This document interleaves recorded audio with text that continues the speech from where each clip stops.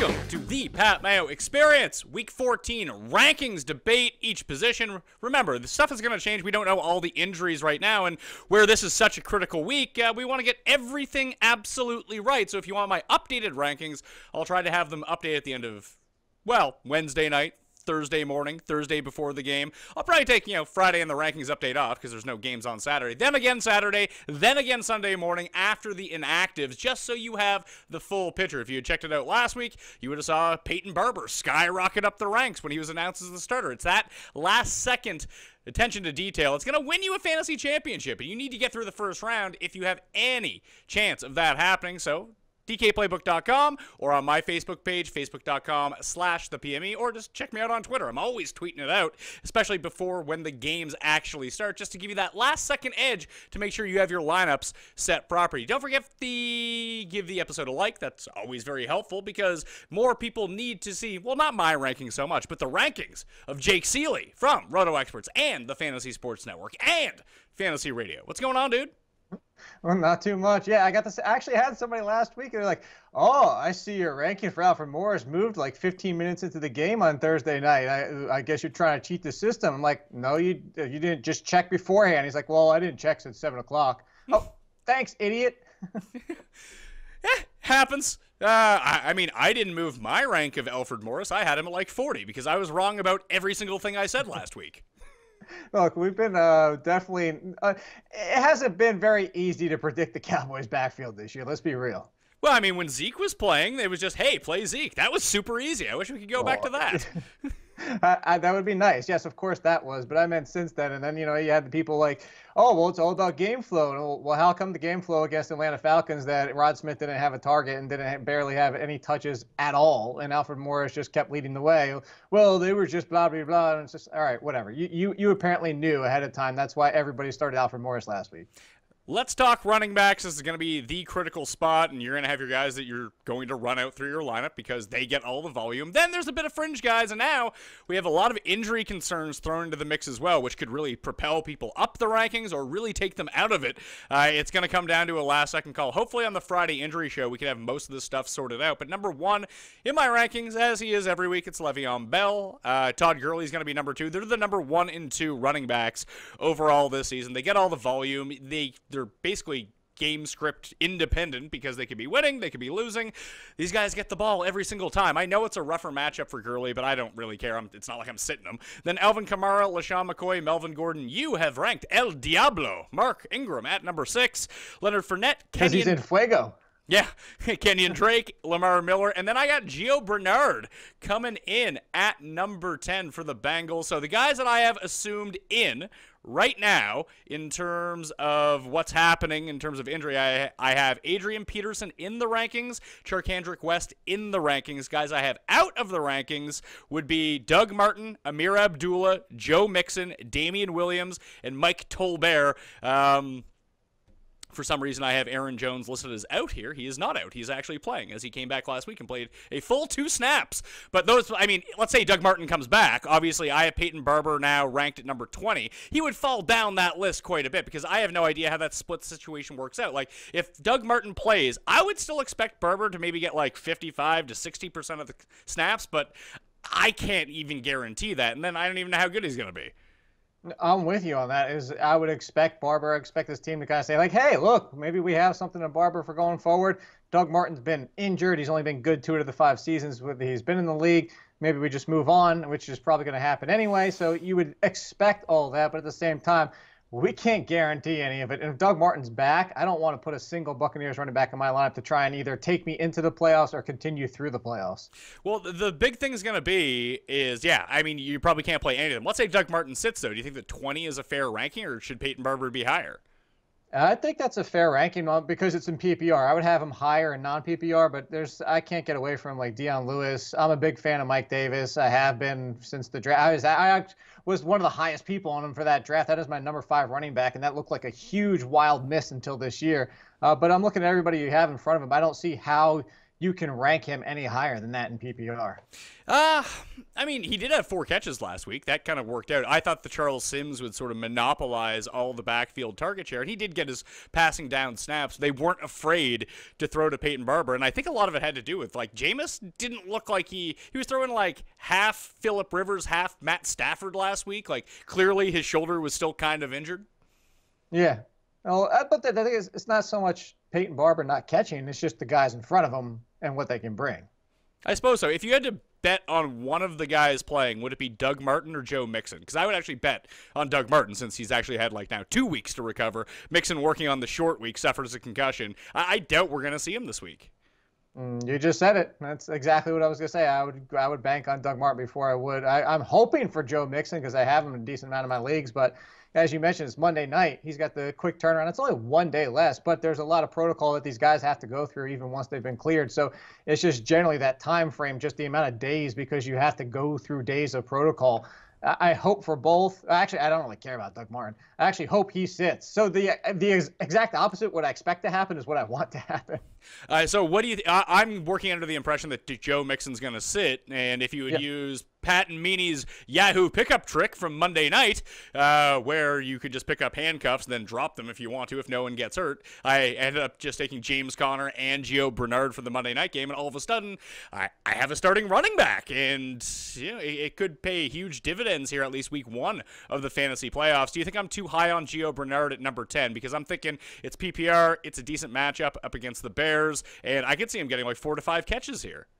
No, I don't think you're at all. Look, he's looking at probably not just the catches, it's like 20 to 25 touches. There's nobody else in his backfield.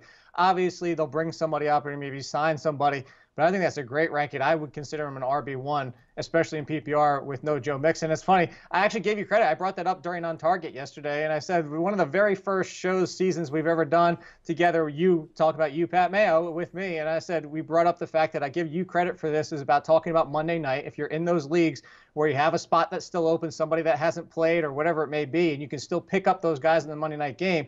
You said that since, like I said, the very first time I think I ever met you, and you brought it up that year, was go grab those handcuffs on Monday night. Worst case scenario, you just drop them tomorrow for waivers. Best case scenario, you potentially fall into a starter, and that's exactly what happened last night. And it works for the Thursday night game, the Sunday night game, and the Monday night game as well, but it only works on Yahoo, not the other sites. And I don't know why. Right. Maybe it's a trick that they like to have in there to see if people are paying attention to their rules, but it's just strange that it only works on that one site and not the others.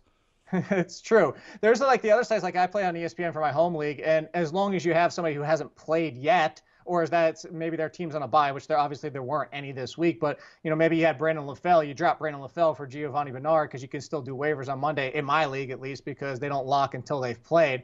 So there's that. But yeah, you're right about the Yahoo thing, where if once they've played, you can't drop them until the next week. That's only a Yahoo thing. It's a really weird thing. I have Kenyon Drake ranked at number 8. Everything that we kind of projected onto Kenyon Drake, even in a tougher matchup against Denver in Week 13, all came true. It's just the guy was going to get all the volume, and he did, and eventually he broke a big one. But let's say, for whatever reason, Damian Williams comes back this week. What would you expect the snap share between Drake and Williams to be? Because without Williams, I have Drake ranked at number 8, and I'm not moving him from that spot. Even against the Patriots, that could be a lot of catches for him, especially for these PPR rankings. But if Williams is back, do you think I should drop him down to like 15, 16? Do you think it's more of a split? What do you see happening? Yeah, I think unfortunately they probably split. This is kind of like the situation with Matt Forte with the Jets is, hey, we want to use that guy. Hey, you know the other one's better. I don't care. We're going to use this guy. And I think that's what we're looking at here. So I think it could be probably 60-40 for Drake at best, maybe a 50-50. Maybe he still seeds and lets Damian Williams take over, not letting him like he wants to let it happen. But this is the Dolphins. They were hell-bent on using Damian Williams to start, and maybe they still really like what they have in him, although it's not that impressive. You can look at the 2 running backs and say, hey, that guy is better, so hopefully it is Drake. But if he is back, I'd put him down right into the Patriots range. Is like basically the Burkhead Deion Lewis is that not knowing how the splits are going to work out. Well, I think that we're starting to see a pattern develop with the Patriots running backs right now. I would prefer Deion Lewis because I figure that he'll get more volume. However, if I had to bet on one to get a touchdown, right now it would be Rex Burkhead. Rex Burkhead. Who knew that Rex Burkhead was the new LeGarrette Blount when it came to scoring all these touchdowns for the Patriots? But even when you look at their snap count from last week against the Bills, James White sneakily played the most snaps of anyone in that backfield. He just never touched the ball. That I found really surprising. It is surprising, but that's the Patriots. So if it surprised us at all after the fact, if we went to this game and all of a sudden it was Deion Lewis and James White and Burkhead saw 5 touches for some reason because the Patriots are going to do the Patriots? No, I mean, that's always on the table when we're dealing with Belichick. It's always on the table to put him on the street so they can sit on the curb next to Jonas Gray. Poor Jonas Gray. I wonder what that guy's up to. I don't know. He's relishing in the 3 touchdowns from the one game. Wasn't it 4 touchdowns? It was 4. You're right. It was 4. Versus the Colts on a Sunday night game. Never to be heard from again. Yeah, 2 weeks later, or maybe 3 weeks later, whatever it was, he's out there on the street looking for a job, delivering pizzas. Well, I have Lewis and Burkhead back-to-back in the rankings at 18 and 19, but the entire range from 11 down to 20, I have Samaje Perine at number 11. It looks like he's going to be okay after getting dinged up a little bit. Byron Marshall is just, he's going to have his catches, but it doesn't seem like he's going to eat too much into what Perine's up to. Kareem Hunt, Jamal Williams, Carlos Hyde, Devonta Freeman, Christian McCaffrey, Mike Davis, Deion Lewis, Rex Burkhead, and then Peyton Barber, and that is assuming that there is no Doug Martin this week. If Doug Martin plays, obviously I'll have to readjust that. Again, up on DKPlaybook.com, you can find all my updated rankings. Let's talk about Jamal Williams just for a second, though, because Aaron Jones came back last week, scored the game-winning touchdown on his second snap of the game. 44-2 in terms of snap count between Jamal Williams and Aaron Jones. Do you think that gets a lot closer this week, or is it going to be pronounced that Jamal Williams is the starter and Aaron Jones is going to be a change of pace back? I think that's what we're looking at. I actually expected I wish I would have stuck with my boy in Jamal Williams. I ranked him a little bit lower last week, expecting Aaron Jones to eat into it because he looks so good in the past, and this team likes Aaron Jones. And then I mentioned it to you before about Jamal Williams, is that the one downfall is something that we saw early on in his starts, is that he's got the Trent Richardsonitis. He's cured it a little bit, but at times, even this past week, you saw him run to the back of his offensive lineman still a little bit. He's definitely getting better. The vision is improving, which is just great because as I continually go on about it, he's got all the moves. He's good in the passing game. He's good between the tackles. He's good in space. He's just a great running back. That's his one flaw. I'm still concerned that Aaron Jones eats in a little bit, especially in the passing game there. But as what we just saw last week, I don't know if it's going to get to, maybe 70-30 at the most. Last week was basically, 95-5? So 70-30 would be a significant improvement for Aaron Jones, but obviously you can't bank on one 20-yard touchdown run every single time he touches the ball once. So I think that I still trust Jamal Williams. I think that's a fair spot. But the funny thing is the guy in front of him is the one that I trust a hell of a lot less, and I never would rank him at this point that high. Yeah, Kareem Hunt has been Can't do it anymore. Has been difficult. He gets the Raiders this week. That's positive. I don't care. We keep talking about his matchups all the time. One touch in the first quarter, one touch in the fourth quarter. Andy Reid has lost his damn mind. I would start both Patriots running backs over Kareem Hunt at this point. Really? Yeah. I would find that so hard to do with a situation where you're looking at such a capped upside between the two of them. And maybe their upside's a little bit higher because they play for the Patriots and the Patriots score so many points. But if it turns into a situation where you need to win and move on, and maybe you're sick of getting 3 points from Kareem Hunt, so you do play the Patriots running backs, who probably have a safer floor right now. But if for whatever reason Kareem Hunt can get his 15 to 20 touches against the Raiders, you're leaving a lot of upside on the table if you don't play him. Yeah, but where's the upside when he's only been getting a dozen touches? That's the problem. I would love to go wring freaking Andy Reid's walrus neck and say, what the frick are you doing, dude? But he's giving up 12 touches about per game. So you would move Kareem Hunt from 12 down to 19? Absolutely. That's me. You don't have to do it. I'm just telling you, I trust every single one of those people, basically from Rex Burkhead up, more than I trust Kareem Hunt and what Andy Reid is doing right now. Well, one of the big sort of underrated storylines, I talked about this on the Friday show last week with the injuries, was Charcandrick West missed last week for personal reasons, and he was starting to eat in a little bit to all Kareem Hunt snaps. It was 40%, 27%, 26%, and that doesn't seem like a lot, but it is significant when we're trying to get Kareem Hunt all the touches. It's not like Akeem Hunt came in and just started dominating the third downs. No, Kareem Hunt was in for those. If West misses the game again, which right now we don't know if he is or not, I'm going to keep Hunt where he is. If West is back, I'm going to go with you. I'm going to move him down behind Rex Burkhead.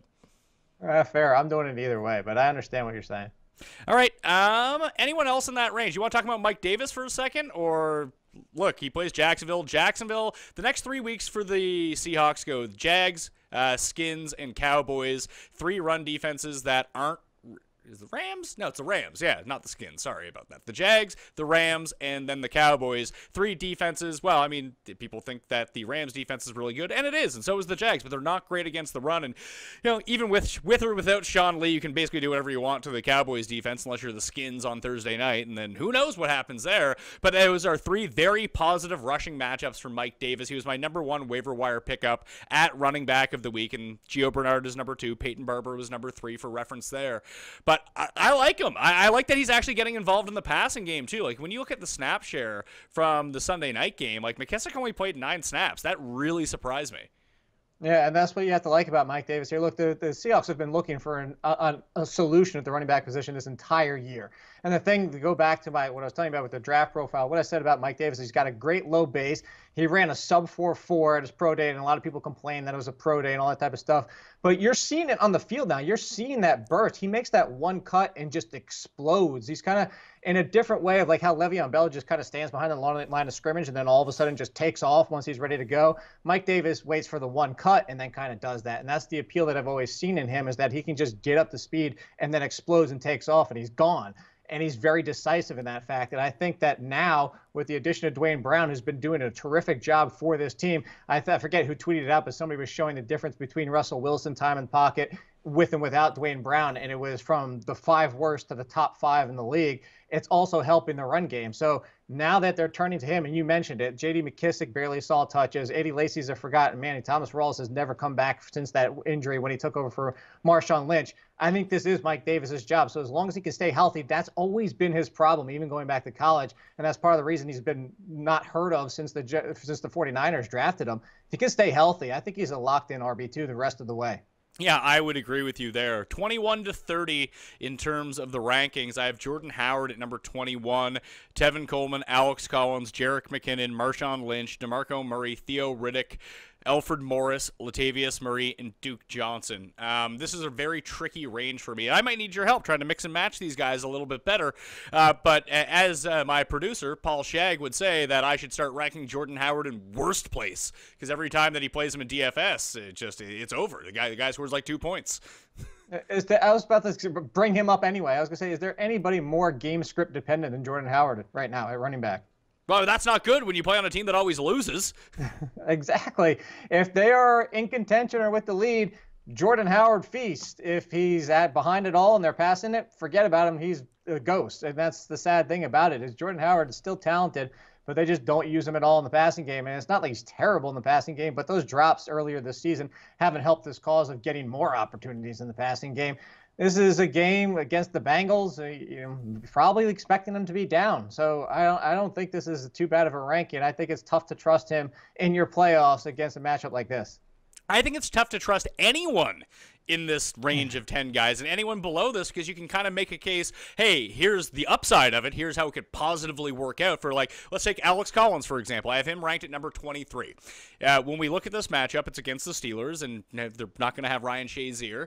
However, their defense is still pretty good. It's a game where they're likely going to be playing from behind. They might be able to run the ball a little bit, but what are we thinking for, like, best case scenario for Alex Collins? He gets the ball 25 times, averages 5 yards a carry, finds the end zone. He's going to be great. Worst case scenario, they fall behind early, Alex Collins doesn't see the field, and then they're just mixing and matching Buck Allen and Danny Woodhead and just dumping it off to the running backs the entire time. Like, I would say that scenario is far more in play than Alex Collins run and train on the entire Steelers defense and carrying you to a fantasy championship. Now, when you look at the rest of the guys below him, they have worse downsides and all of that too. Like DeMarco Murray, who just frankly hasn't been all that good. And, we see enough Derrick Henry every single week that it caps his upside. Like, somehow Derrick Henry and DeMarco Murray have morphed into like the poor man's Rex Burkhead and Dion Lewis. It's true. Although, you say everybody, I feel better about Marshawn Lynch, and not just because of last week. See, the thing with Marshawn Lynch right now is, if you take away that one run where he broke one off, the first time he's broke one off all season long, he did nothing. No, he's still had an average day for him. It's great. So he had an average day, which was like his best game of the season, even if you take out his touchdown, and he had like 50 yards. You asked me like of this range, and I'm just telling you of this range. Look, this range sucks. This is no good way to put it about. Like to put your fantasy playoff lifeline on any of these guys is tough to do. If you're asking me of this group, I would probably say Marshawn Lynch before I would go with McKinnon against Carolina. Although they could, I don't think they're going to fall behind. I was about to say they could, and you want to eat some space with McKinnon versus going with Latavius Murray. But I don't think that's going to happen against Carolina. And you mentioned the problem with Alex Collins. Also, the fact that we have to watch his migraine issue. We might be going down a Sterling Shepard road here. So I'm just saying, if all these people in this range, at least Marshawn Lynch, unlike Jordan Howard, when they fall behind, they still give him some carries. Thoughts on Alfred Morris this week? I doubt he replicates the game he had last Thursday night, but obviously I was too low on him. I thought that Rod Smith had a chance to kind of pass him. Now, obviously, that didn't turn out to be the case. Not to say that that's off the table either, because that could certainly happen once again. But like, what do you project out for Alfred Morris? How many touches do you think that he gets? And remember, these are PPR rankings, so Alfred Morris is basically all carries, no catches. Like Jordan Howard. So I think he's going to still get between 15 and 20. I don't expect the Giants to come away and run away with this game. I know there's going to be a hell of a lot of the narratives of the coaches have been fired. Eli Manning's back at quarterback. The fans are behind him. They're at home. Blah, blah, blah, blah, blah. The team is still not that good. Let's go back to Mara's conference when he said when he's watching the defensive players play that he had to flip through the pages because he wasn't even sure who some of the players were. That's because they've lost a ton on defense. Even without Ezekiel Elliott, I don't think they're going to be able to do much to slow down the Cowboys offense. I'm not saying the Cowboys are going to put up 30, 35, 40 points, but I think they'll score enough that they'll be able to keep Alfred Morris out there with 15 to 20 touches. And 15 to 20 touches for Alfred Morris are all going to be running between the tackles and that type of stuff. So a decent bet for a touchdown. I think this is a fair range. I would put him higher. I trust him more. You just talked about the DeMarco Murray problem. Theo Riddick, with no Amir Abdullah, I think that's a good spot for him. But I would trust Alfred Morris more than I trust. Put it this way, I trust him more than Alex Collins to go back to him. Yeah, I just feel like Alex Collins has looked so good this season that his talent and opportunity could overcome what the negatives could be compared to Alfred Morris, who, I mean, was it one lucky game? Is the Dallas offensive line back to where it needs to be?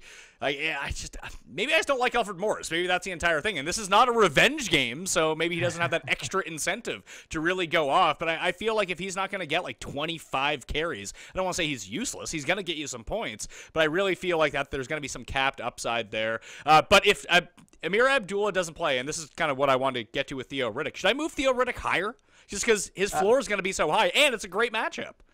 I would have said yes until they started screwing around last week. So I don't think that his touches are going to be. The touches have definitely been more with and without Amir Abdullah. But if you looked at Tion Green last week, he looked explosive. Yeah, Tion Green looked really, really good in that game. I have Tion Green ranked at number 41.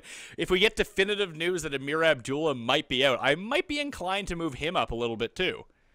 Yeah, I can see him as a decent sleeper. I don't want to start him. No, of course. Listen, I mean, if I had my way, I would start Bell, Gurley, and Kamara. Unfortunately, that's not the way it's going to work out. Oh, you wouldn't do Bell, Kamara, and Ingram? That wouldn't be the way? No, I think I would pass on that one. I can't wait. I can't wait to see who it is this week, because this is the ultimate Mark Ingram, like why he ended up making worst plays to begin with. When it was like, oh, Mark Ingram's hot fire going into the fantasy playoffs. He has the best matchup, and it's like 1 point Mark Ingram in week 14. It's like, oh God, no, not this again. This is the week. This is the week. Until you said it, it hadn't even clicked in my mind. But yes, I could see this happening. All of a sudden, he gets 3 points this week, and everybody's like, "Oh my God, this is why Pat hates Mark Ingram." So I could definitely. But to go back to it, I would like Theo Riddick to be higher, but they went to Green a decent amount in that game. Where I don't think that his ceiling is that much higher, even without Abdullah, because you would have expected him to see even more work, especially in the red zone. And they talk about using him in the arrow routes and more, blah, blah, blah. But it didn't end up happening. They started going to Tion Green. They did. However, without Amir Abdullah, it seems like they're comfortable giving Theo Riddick a few more carries on the ground, whether that's 5, whether that's 8, whether that's 9. And that's a lot for him because he's probably going to get his 4 or 5 catches anyway. I just think floor-wise, if there's no Amir Abdullah, Theo Riddick is, he's a low-end running back, too, in PPR leagues. He's someone that's not going to let you down. He's just not someone who's going to win you a week, either. Right, because he's not getting past the 10 to 15 range even with no Abdullah, and that's the problem. And so you're right, you're 100% right about the floor. And I think I talked about him. I feel like I wrote about him, but I can't find him in any of my articles, so maybe I didn't. But I was kind of saying that whole factor, like if you're starting blah, blah, blah, all these people, and you just need to know that you're going to get some points in your flex spot and just get that safe option, it's the perfect situation as somebody like Theo Riddick. I feel like in the 31 to 40 range, I have Matt Forte at number 32. I feel like he's kind of that guy too now. As like I just said early in the show, the Jets are insistent on using Matt Forte, and he's going to get touches every single week while he's on the field. It doesn't matter if Powell looks better. It doesn't matter if McGuire looks better. Not that they really have, but he's going to be the guy as long as he's healthy. Adrian Peterson, I have listed to play right now with the neck injury. He was a game-time decision last week. Obviously, he sat, and I played DJ Foster because why did Kerwin Williams play? Why did no one report on this being like, oh, hey, Kerwin Williams could end up playing? It was so upsetting. Like even before Peterson listen, I was on Foster before Peterson got hurt. It's not like, oh, Peterson's outplayed DJ Foster. I was on it before that. But the reason that I liked Foster so much is because Williams was going to be out and he was going to step into that Williams role, which turned out to be the pass catching role. And then all of a sudden you have two guys doing the same thing. And obviously Kerwin, better on the ground, ends up with all the touches. Like if Adrian Peterson plays, this game should be relatively competitive because, frankly, I'm not buying the Titans at all. This is a game where he could see 20 carries on the ground, but I actually think that Kerwin Williams could end up being a decent play too. I don't know if I feel good about any of them because the Titans' rush defense is actually pretty solid. So, like you said, I'm not putting a lot of faith in the Titans. That's the one area of the defense that's actually been pretty good. I'm pretty sure they're like in the top 8 or 10. Not that that's like, oh, my God, they're the top defense against the run in the league, but they're strong enough that if you're going to split this backfield into at least 2, if not 3 now, I don't really want to start any of them.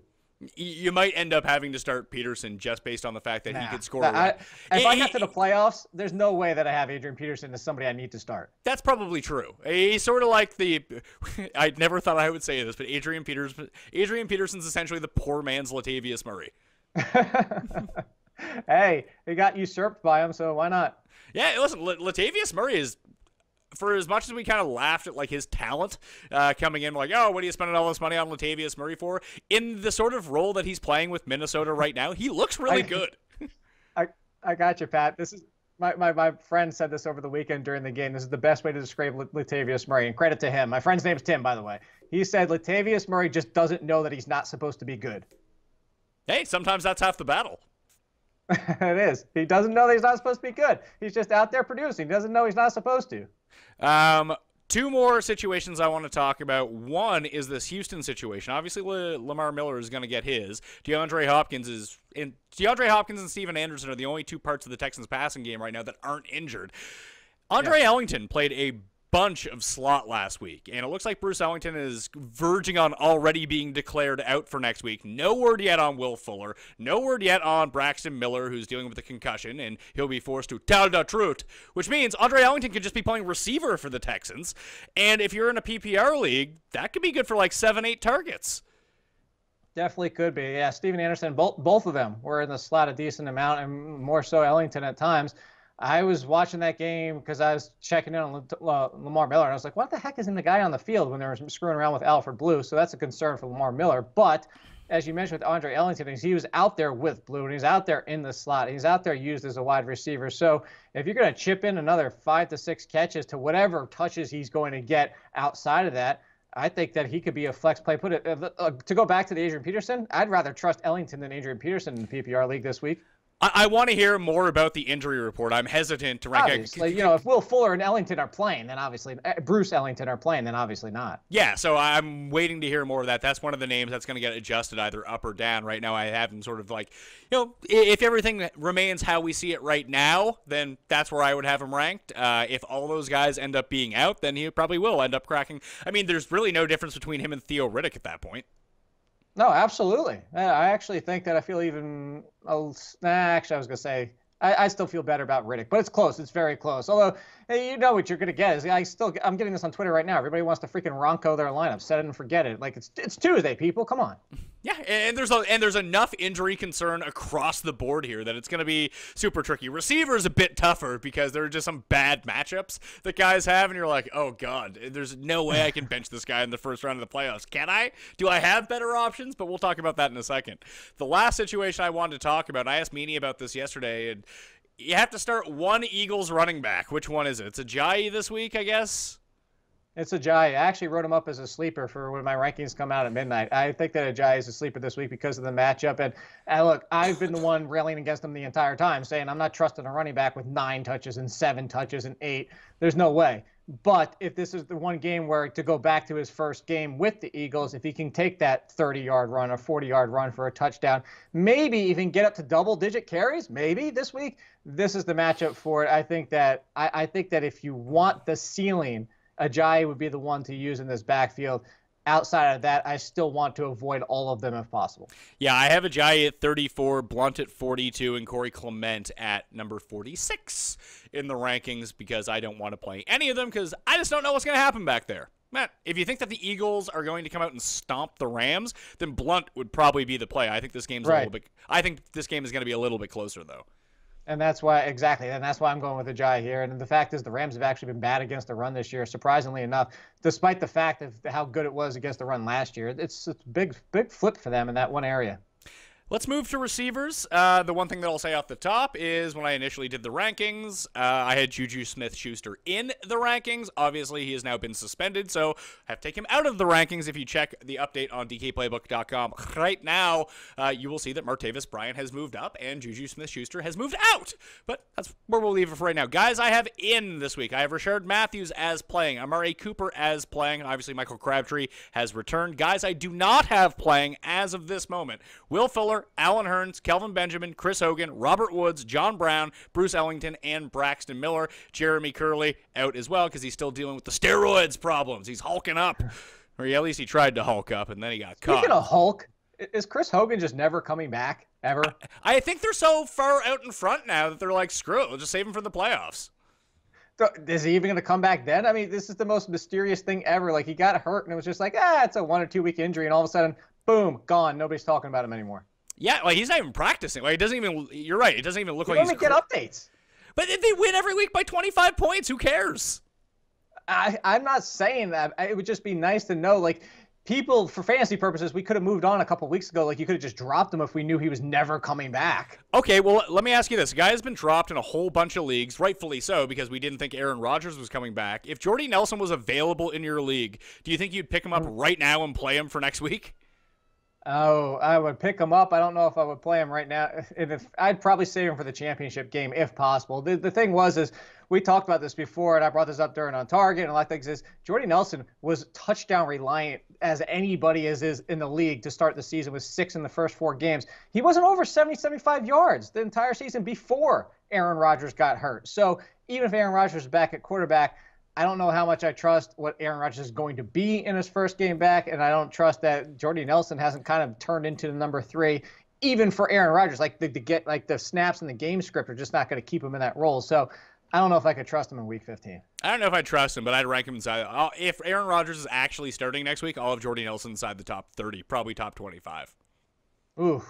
I don't know if I could go that far. That'll be up for discussion next week. We'll find out. Yes, this is true. Number 1 in the rankings, I don't think he suffered a concussion because he kept playing, but it's Antonio Brown. I believe he is 60 points ahead of every other receiver right now in terms of fantasy points for the year. Turns out you probably should have made him your number 1 pick or Le'Veon Bell. There's both Steelers was the way to go. Them or Todd Gurley, which no one was taking. That wasn't in the discussion. So anyway, Antonio Brown's number 1. He's followed by Keenan Allen, DeAndre Hopkins, A.J. Green, Adam Thielen, Brendan Cooks, Julio Jones, Tyreek Hill, Larry Fitzgerald, and then Mike Evans, who kind of forgot how to catch last week. I think Jameis Winston also kind of forgot how to throw to him enough. I mean, it was kind of a two-sided coin there. Jameis Winston didn't go to him that much, and then when he did, as you said, he was dropping balls. By the way, I checked for you. He's 32 points. He's a little aggressive there. 32 points ahead of DeAndre Hopkins. Sorry about that. It just seems like it seems like he has a great week every week. Well, exactly to your point, though. In a PPR, I could still understand non-PPR maybe want to take a running back just because you're not taking one until the end of the second round. And by that point, all the stud workhorse running backs are gone. And if you actually look at this season, if you look at the attrition of the stud running backs that paid off versus the stud wide receivers, a lot more stud running backs have paid off. Like even the ones that disappointed are still like within the top 20. There's been a lot of top end wide receivers that are just out the door right now. But to your point, in a PPR, I don't know how you don't take Antonio Brown with the first pick. But yeah, so I would take him. But to your boy, you called that one at the beginning of the year too. When you said last year, I'm all over Mike Evans, but I'm not on him this year. It's been the right call. Whether or not Jameis Winston got hurt, it looks like it was the right call to begin with. He was just, it's not that I tried to explain this to people in the preseason. They're like, oh, you hate Mike. I don't know where you're going. You hate Mike Evans. It's like, I just don't think he's going to have that target share again. If he doesn't get that target share, his catch rate isn't good anyway. He's a product of volume. He's a good receiver. He overachieved in touchdowns. What if everything doesn't break exactly right again? He's not going to be worth the 5th pick in the draft. Now, it turns out like 90% of the first round wasn't worth a pick in the first round. Well, that's why I have a bet with Andrew Cuss, Dez versus Mike Evans in terms of PPR points this year. And they're both like, I think Dez is now ahead of him by 1 point, and they're like 23rd and 24th overall in terms of receivers. They are 20th and 21st. Dez Bryant's 20th. Mike Evans is 21st. They're separated by 1.4. So there you go. Yeah. So I need Dez to cling on here. He had cling on. Yeah, I just needed him to catch a few more touchdowns, and he should win this. I was making a stupid Star Trek joke. It was terrible. So anyway, continuing on here. Yeah. Go back to being a nerd, Jake. 11-20. I go Devontae Adams, Michael Thomas, Robbie Anderson, even against Denver. Jarvis Landry against the Patriots. That just reeks of like 12 catches for 58 yards. Alshon Jeffrey, Marquise Goodwin, number 16. Sterling Shepard, number 17. Cooper Kupp, still without Robert Woods, number 18. Funchess in a tougher matchup. I still like him to catch touchdowns, and I haven't heard anything about what the injury he looked like he suffered at the end of the Saints game, but no one said anything, so I assume he's healthy. Then Golden Tate. First things first. Do we think Matthew Stafford starts? Ooh, I think he does, but I don't think he's 100%. They said he didn't break anything in his hand, and with their season on the line, because they're 6-6, and with that loss, they're kind of on the break here. If they lose another game, they're probably out of playoff contention. I think he's going to try to, but I don't know how effective he's going to be. I am severely concerned about starting Golden Tate and Marvin Jones this week. I think I would, weirdly enough, I would feel more concerned about starting Marvin Jones. Just because I think, if Stafford can't really get a great grip on the ball, he's going to have to throw a lot of short passes. The backup comes in. I mean, his first look out of the gate was to Golden Tate. Golden Tate just runs such easier routes than Marvin Jones does. I know Marvin Jones has just been, a absolute dynamo. I think he's actually top 10 in terms of receiving points this year. But if it's going to be a situation where the offense needs to be scaled back a little bit, they need to dink and dunk a little bit more. It's still a pretty soft matchup against Tampa Bay anyway, but I think I would prefer Golden Tate by a hair in PPR scoring over Marvin Jones. I would definitely go Tate over Jones. I still don't even feel that good about Tate, though, just because we see from Stafford, he has inaccuracies to begin with, just because he's Stafford, and he likes to throw from 17 different arm slots, and he kind of just goes wild at times. But the thing with Stafford that I never liked about him is I like him for fantasy purposes. He's usually more productive than people want to give him respect for, but when things go bad, not quite Jay Cutler level, but they go really bad for him. I mean, we're talking about this game could be 170 yards, 0 touchdowns, and 2 interceptions, and a fumble loss. It's just because he just kind of does that sometimes where it's just falling apart, and just I don't know if it gets in his head or whatever it is. So I would definitely go Tate. I just would be a little bit concerned. Like I would start 1, 2, 3. I'd start 4 guys behind him before I would start either one of the Lions wide receivers. Well, we're going to talk about the 3 guys that come right behind them in the rankings because I was having a lot well, of course, we're going to talk about the first one right behind him. We have to talk about him every damn day for the rest of the year. Listen, I don't have to. I can talk about whatever I want. It's my show. The guy I did want to talk about, though, he's number 16 Goodwin? he's number 16 in the rankings. Is Marquise Goodwin overranked by me, or is he a guy who's available still in like 65% of leagues that could carry you to a fantasy championship? I happen to believe he might be a guy who could carry you. He's my sleep. He's another one of my sleepers. He's a sleeper wide receiver. My top wide receiver sleeper for this week. I am full on board with you as a top 20 wide receiver this week.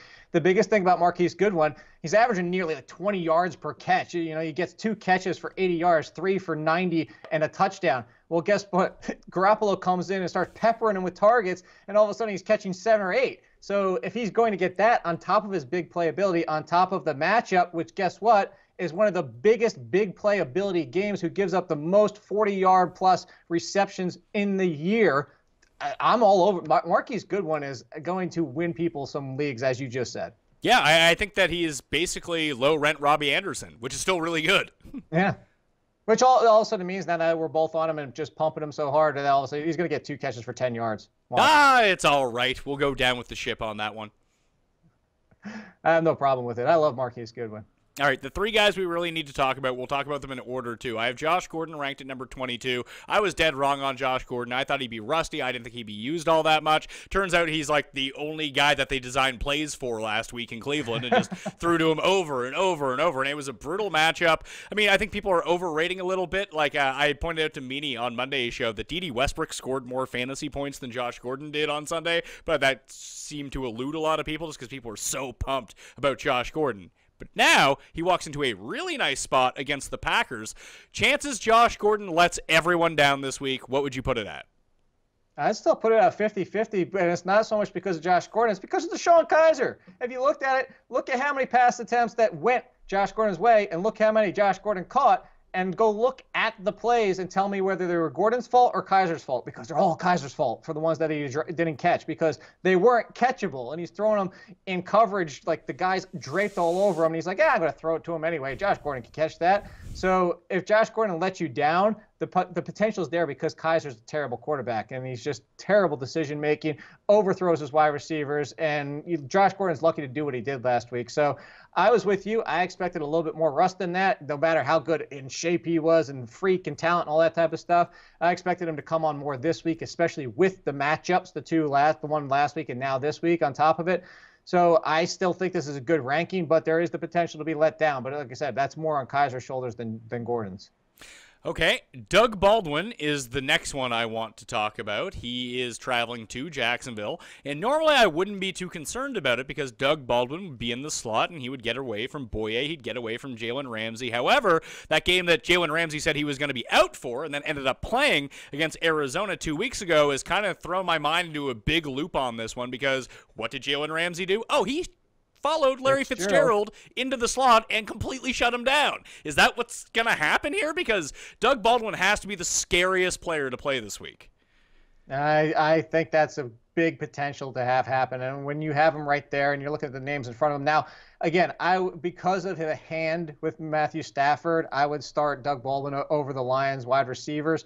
But those are the only 2. Like, there's no way I'm starting Baldwin over anybody else that you listed, just because of that factor there. You have to respect the Jaguars' secondary and what it can do. Even if it isn't Jalen Ramsey, they still have, you talk about it with the Tayshaun Gibson too, as their safety. Not that he's going to drop down in coverage all the time, but he's going to come over atop of some routes depending on where they are, especially if Doug Baldwin's trying to go deep. All 3 of those guys have 45 or less when you talk about quarterback ratings coming their way. So I don't know how you feel comfortable starting anybody against the Jaguars. I know that there's been a few broken plays here or there. The T.Y. Hilton situation last week was infuriating for fantasy purposes. But I think that you have to look at that with Doug Baldwin. You're hoping he breaks through and somehow something screwy happens and he gets a touchdown. Like, there's going to be a lot of questions that come out, like, do I play Robbie Anderson in a bad matchup, or do I play Doug Baldwin? I would play Robbie Anderson. Do I play Marquise Goodwin in a great matchup, or Doug Baldwin? I'd play Marquise Goodwin. And if that screws me, listen, it's do or die time right now. You got to make the choice that puts you into the next round. If you think that's the move that's going to take, then do it.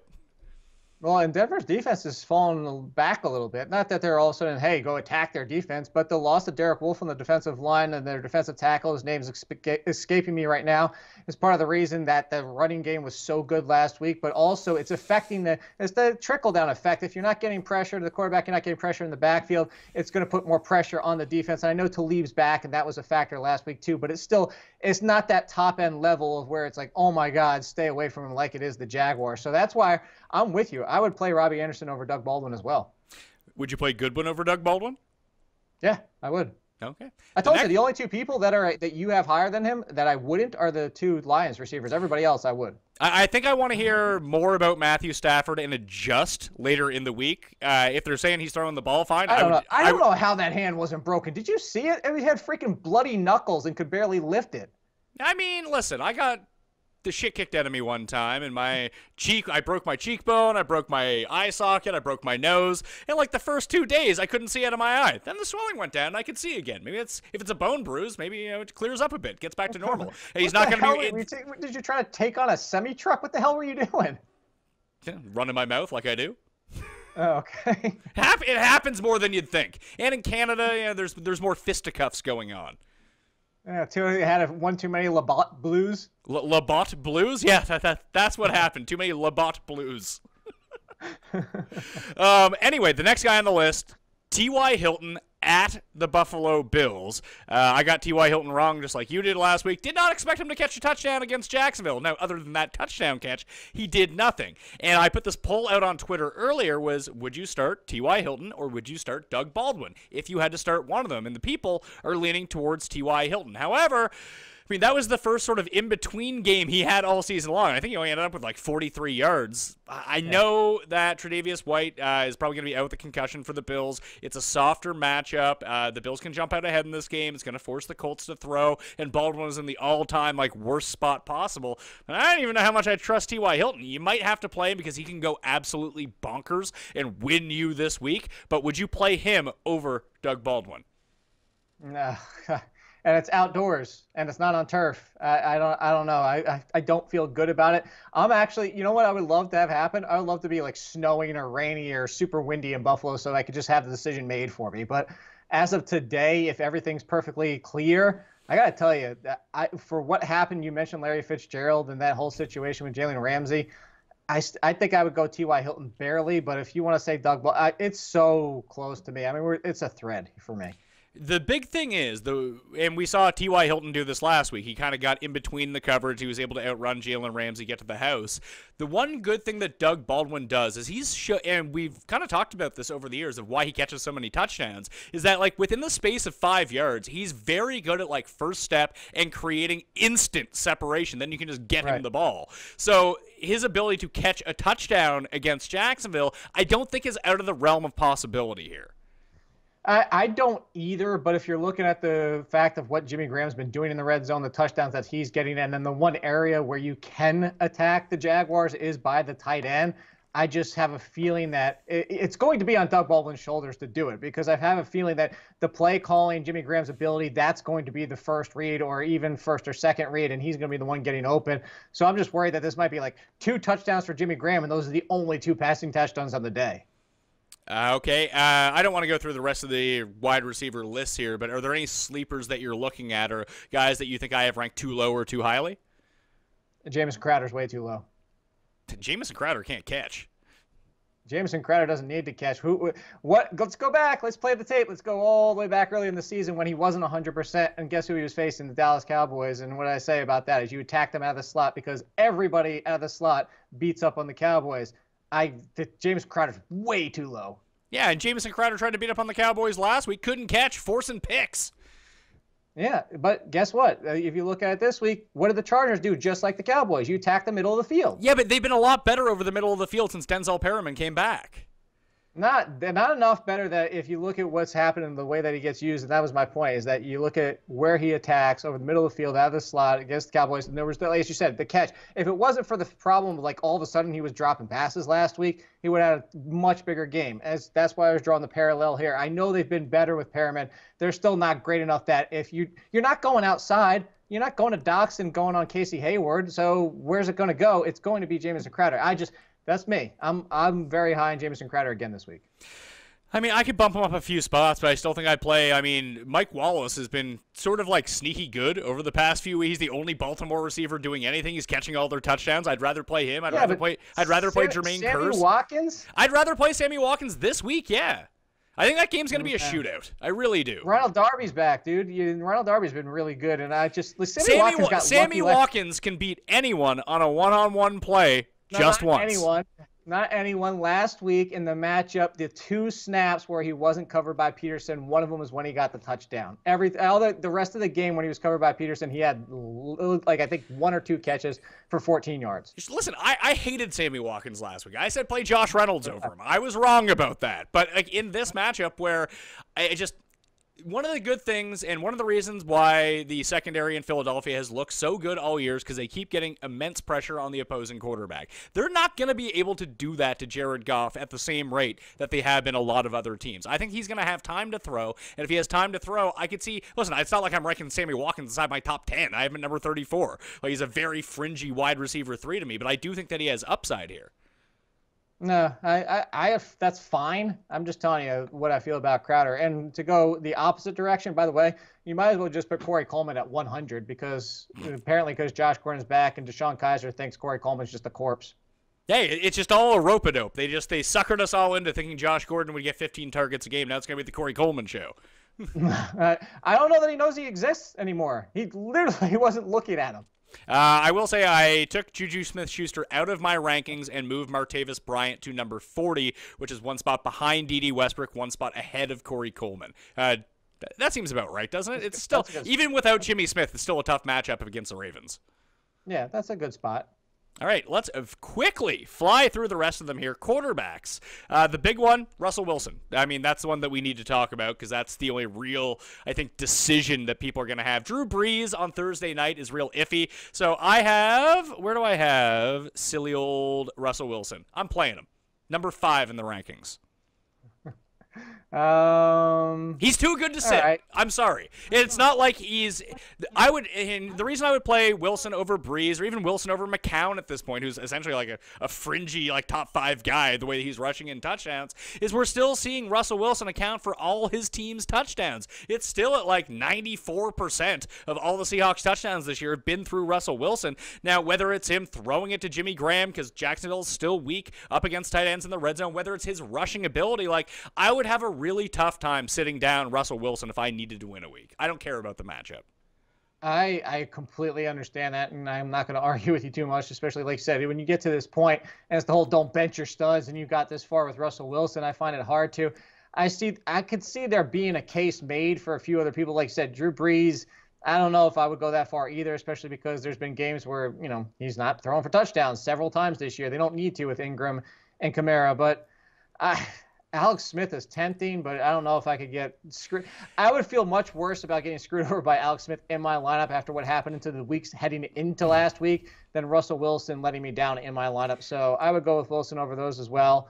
I think it's a fair spot for him. I can see the case being made, but I think that's a good spot for him. Well, the big thing is, and then that's the whole thing. When I was doing the rankings and trying to sort it out, Russell Wilson at number 5, the only guys that I considered moving ahead of him are the guys right behind him, Matt Ryan, Josh McCown, and Alex Smith. I wasn't going to rank Drew Brees ahead of him just because I think that the Saints are so effective running the ball that it really caps Drew Brees' upside. And at least with Russell Wilson, he can still do enough with his legs that, let's say, God forbid, he doesn't throw a touchdown. He can still pile up a bunch of yardage and maybe get you sort of like the bonus touchdown on the ground, either just through rushing yards or rushing it in himself. But then I started thinking about, like, Matt Ryan hasn't looked great. The Saints defense is pretty good. They might be able to get to him. Alex Smith is still Alex Smith. He's not the most trustworthy guy in the world. And then you have Josh McCown. It's still against Denver. I like Josh McCown, but if this game goes tits up for him, I'm not going to be super stunned. No, and it's at Denver, so I don't feel good about that either. Like I said, the only one I would consider is Alex Smith, but I don't know how I would feel benching Russell Wilson for my playoffs for Alex Smith. I just don't think that would leave a good taste in my mouth. Now, if you're out there and you're just absolutely petrified of Jacksonville coming to take Russell Wilson's head off, I get it. Like, this is why we're talking about this. If you want to bench Russell Wilson, it's your team. You need to win and move on. Bench him if you want. But if it was me, I wouldn't do it. No, there's other people I could even see. I could see if somebody wanted to bench him for Dak Prescott with what's going wrong with the Giants defense. I could see somebody saying, hey, it's Ben Roethlisberger at home and there is no Jimmy Smith, so the numbers are going to be great because it's Ben at home. So I could see people making arguments for other people. And it completely, like you just said, you're asking me what I would do. I'm going to give you my rankings of what I would do. Still, sometimes when people say, like, I have a gut feeling, sometimes I have gut feelings, and there's a reason for those gut feelings. Sometimes there's a little something in the back of your mind that you can't exactly put your pin on that you saw in the past or remember, and it's just not clicking, and there's a reason for your gut feeling. Go with it. It's your team. I would just have a tough time benching the number 1 fantasy quarterback this season for, like, Jimmy Garoppolo. Oh, no, I would definitely not go that far, although I did see that as a Twitter question. Yeah, listen, these are and I'm not saying that to be like, snide about it. I think these are reasonable questions that people are having because everyone's so scared of Jacksonville. But like, let's remember, people, Blaine Gabbert put up a pretty fantastic game up against Jacksonville a few weeks back, and Russell Wilson, I hear, better than Blaine Gabbert. Oh, really? I had no idea. Yeah, I thought he was pretty decent. Actually, I was just about to look. I was pulling that up while you were talking about to see how many double-digit scores there's been. So 2, I think. Actually, isn't it? Phillip Rivers had almost 20. Gabbert had over 20. And then Brissett and Kaiser both had 15 in the last 4 weeks. So the last 4 weeks, they've actually given up 15-plus to everybody that's faced them. And look at 3 of those quarterbacks up against Jacksonville. I mean, you don't think of Gabbert in the same way that you would think of Kaiser. And who was the other one?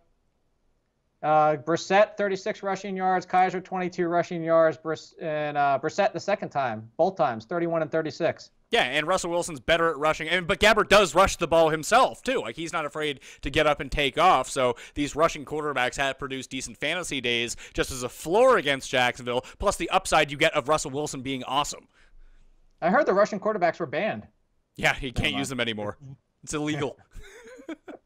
Okay, so the full rankings: Brady, Rivers, Wentz, Goff, Wilson, Ryan, McCown, Alex Smith, Drew Brees, Kirk Cousins. Then I go into Derek Carr, Cam Newton, Case Keenum, Jameis Winston, Matt Stafford, assuming he's healthy enough to play, Marcus Mariota, Jimmy Garoppolo, Blaine Gabbert, who I kind of like this week, and Andy Dalton. Tom Savage I kind of have on the periphery, too, at number 21. I think I'll take more shots with those guys on Draftkings at a cheap price rather than starting in my season-long leagues. I just don't think there's that many options. Like, if you're streaming, you probably have Josh McCown by this point, and you're just going to play him.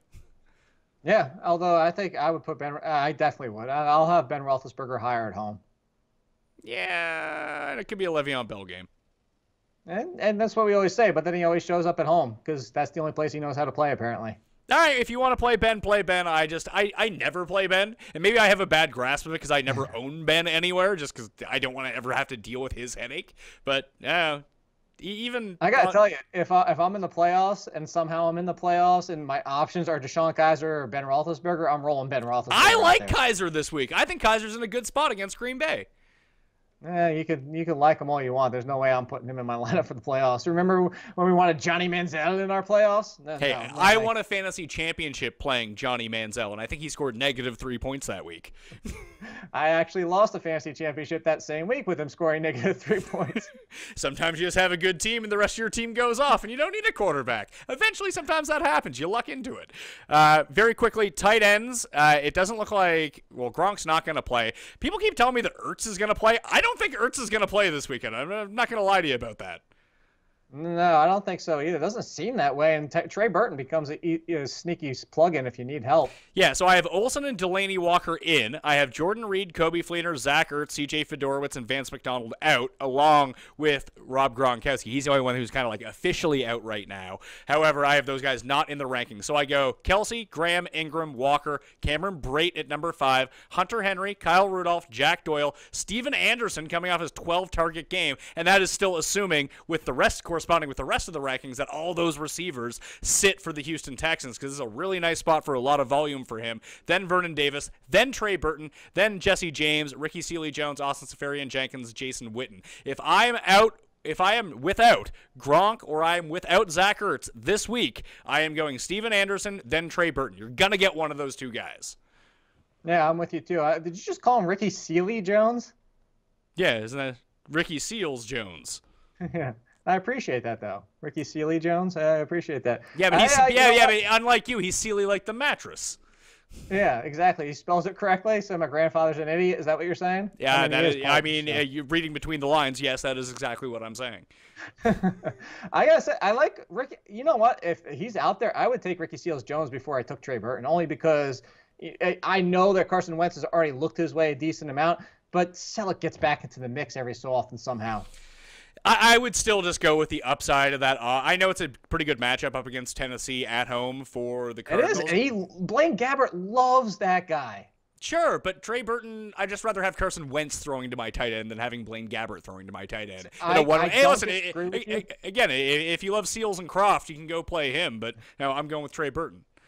I was just saying, like, the only problem I have is I feel like Trey Burton is the one it's kind of similar to the running back. He's the one that's going to get everything in between the 20s, and then all of a sudden Steele's going to come in and steal the touchdown. Yeah, but you know what? If it turns into like a 6 for 70 day for Trey Burton, I'm good with that. That's all I can ask for. Yeah, that's fair. If he scores a touchdown, bonus, and then you're having a great week. Any chance you would play Greg Olsen? Because I have him at number 22. I would not play Greg Olsen. No, I would not either. He didn't even make it through his first game back and then didn't play last week. There's no way. So if you miss out on, let's say Seals Jones is already owned, you miss out on Burton, you miss out on Anderson, or Fedorowicz comes back somehow, or Ertz comes back and you can't play those guys. David Njoku was the only other guy on the field last week with Josh Gordon who was getting Kaiser targets. He looks really good. He's going to be really good, but he might be like peaking at the right time at the end of the season right now. Yeah, absolutely. The thing is, he's kind of similar to the Evan Ingram situation where he's not really much of a tight end. He's basically a big wide receiver because he doesn't know how to block that well. So when he's out there, more often than not, he's running routes. Bad week for defenses, unfortunately. Not a ton of streamers. So for my defensive rankings, I have the Los Angeles Chargers at number 1, Jacksonville at number 2, even against Seattle, because I think Russell Wilson can have a good day and be sacked 8 times. That's not out of the question. Minnesota, Pittsburgh, Chicago, Seattle, Cincinnati, the New York Jets, the LA Rams, and then the New England Patriots. Are there any sneaky defenses that you like? No, I don't think that like you said, most of them are known. I think the Packers could be sneaky depending on what happens with Kaiser, if he goes turnover crazy or not. I have them at 11. Yeah, so I think that there's like a sneaky one there. And then, of course, the Bengals with the same thing, Trubisky, looking for turnovers. That's what I'm looking for here is Packers, Bengals, maybe the Bills, but I don't like them without White. That's a big problem there. But I think that if you're at this point, I'd rather just take a defense I trust versus trying to roll the dice and hopefully get a DST touchdown and then all of a sudden end up watching my defense give up 35 points and get me negative. Yeah, the big one I always point to them, and they came through with a punt return touchdown last week to really salvage their day and actually score all right, is the Chicago Bears. Still a top 5 pass rush. Cincinnati, a bottom 5 offensive line. It's really something to look at in that game, especially if they can somehow get up early and force Dalton back to pass. I mean, that could be turnover city. And we know how good their special teams are. So I really do like the Bears in this spot. The reason I don't have Cincinnati higher is that because even if it's game flow negative for the Chicago Bears, they still don't throw the ball all that much. And you need Trubisky to throw if you're going to get DST points. I still like Cincinnati's defense, but I do think that their upside is capped because of lack of volume. Yeah, I completely agree with that. All right. That'll do it on the Pat Mayo Experience Week 14 Rankings Debate. Hope you win your weeks out there if you're still watching. I assume you're still in the playoffs because Jake and I, pretty insufferable. At least that's what the people on Twitter say. Yeah, that's the only way people are watching us, just because they have to get the knowledge. Well, I mean, they're probably getting bad knowledge from me. It's the good knowledge coming from you. So if they want to see more of you, Jake, where can they find you? At Twitter, All In Kid on the 49ers Sports Radio Network, 4 to 6, which I'm about to head to on Target Monday through Friday. And then, of course, the Rankings Reveal show on the Fantasy Sports Network YouTube page, blah, blah, blah. They just type our names in and you get a million stuff from both of us. This is true. I had Meanie on Monday. I have you on Tuesday. I guess I gotta get Pizza on for like Friday or something like that, don't I? Nah, you don't. All right, fair enough. I'm Pat Mayo. You can follow me at the PME. Check out my updated rankings up at dkplaybook.com, or just follow along with all the updated content on my Twitter page or my Facebook page, facebook.com/thepme. Subscribe to the Pat Mayo Experience for the audio versions on iTunes, Stitcher, Google Play, and Audio Boom for the video versions up on the Draftkings YouTube page. Good luck in Week 14. Go win some money. Win your matchups, all right? Do me a favor. I'll see you next time.